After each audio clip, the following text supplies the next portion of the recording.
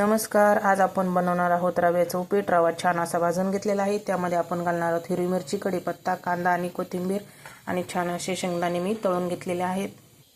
Gas चालू केलेला आहे. यामध्ये आपण आता कढई तापली, यामध्ये आपण घालूया तेल.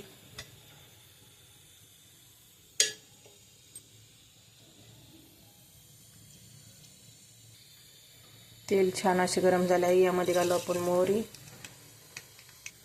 मोहरी छान तडतडली आहे. यामध्ये घालूया आपण जिरं, कढीपत्ता, हिरवी मिरची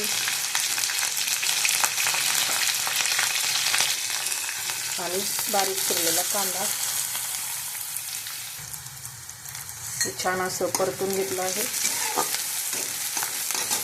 यामध्ये आपल्याला अजून हळद घालायची आहे. हे सगळं मिक्स करून घेऊया. यामध्ये घालूया शेंगदाणे तळलेले.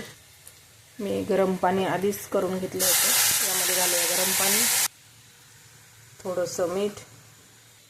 आता आपण याच्यामध्ये घालत आहोत रवा भाजलेला.